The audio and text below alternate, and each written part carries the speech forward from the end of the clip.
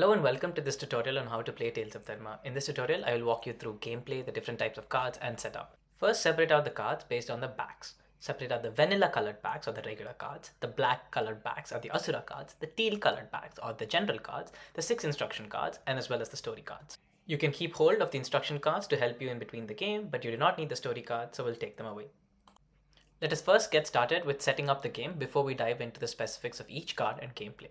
First, let's have a look at the cards with the teal colored backs. These are generals and they're head of their respective groups such as the Rishis, Devis, Vanaras, Vahanas, Devas, and Kurus. At the bottom of each general card, you will see each general has a power which can be used whenever appropriate. Shuffle the general cards and distribute one card to each player. Place this card immediately in your Sena, which is the playing area in front of you. Next, grab a hold of the cards with the black colored backs of the Asura cards. Shuffle the Asura deck and open the top 3 cards face up. These are the Asuras available for capture. Finally, grab hold of the cards with the vanilla colored backs. Shuffle these cards and distribute 5 cards to each player. Hold these cards in your hand and do not show them to other players. Place the remaining cards in the center to form the draw pile. Beside the Asura cards, leave some space for the discard or the submerge pile. So let's finally check if you've set up the game correctly. Does each player have a general? Does each player have 5 cards? And are there 3 Asuras in the center open for capture? If yes, you're ready to go and learn more about Tales of Dharma.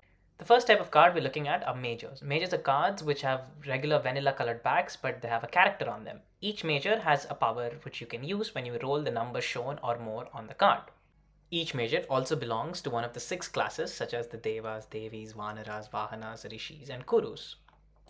The next set of cards we're looking at are Astras. Astras are powerful powers which you can equip to your majors. To equip an Astra, simply slide over the Astra card below the particular major you're interested to equip that particular Astra with.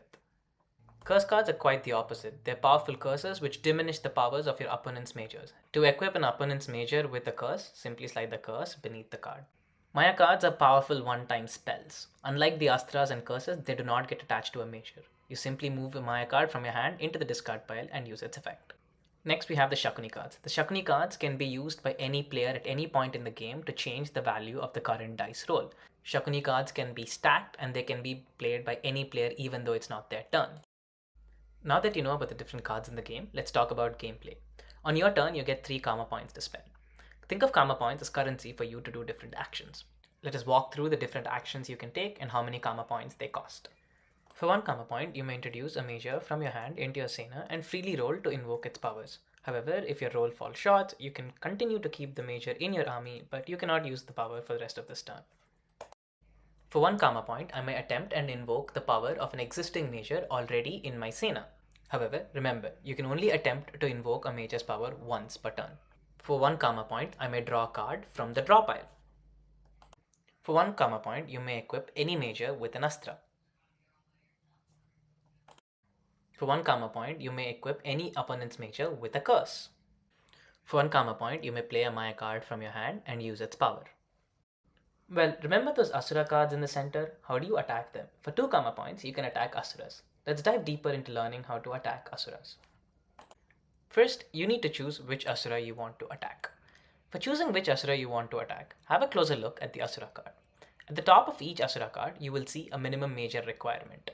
This is indicated by the different class symbols. Here, this card can be attacked by a Vahana marked by the yellow wheel and the swastika, which is a white colored swastika, which means any major can meet this requirement. So, to attack this particular Asura, I am nominating 2 majors, one from the Vahana class and one from any class. Once you've decided which Asura to attack and you have nominated majors for the battle, you simply roll the dice. Once you roll the dice, sum the dice number and again check the Asura card.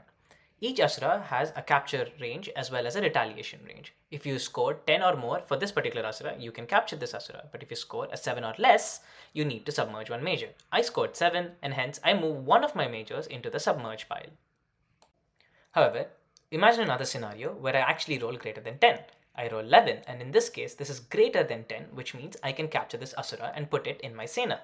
Each Asura, similar to the general, has a unique power which can be used anytime the condition for using that power is met.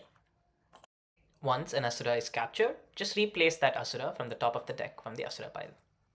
That's pretty much how you can use all your karma points. There's one last card which you didn't explain, that is the Clash card. The Clash card is a powerful card which can be played on your neighbors. You can clash the introduction of a new major in their Sena.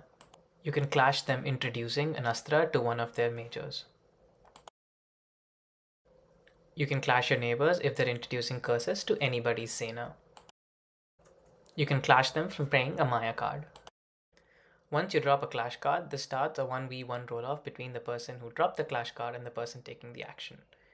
If the clasher wins, the cards are put into the submerge pile and the turn continues as normal. However, if the person taking the action wins, their turn continues as normal and the clash card is moved to the submerge pile.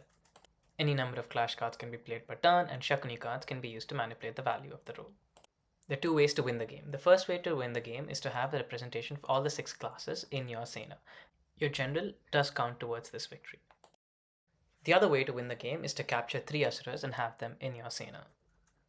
We're ready to play Tales of Dharma. For more questions, visit narrativecompass.io or feel free to send us a DM.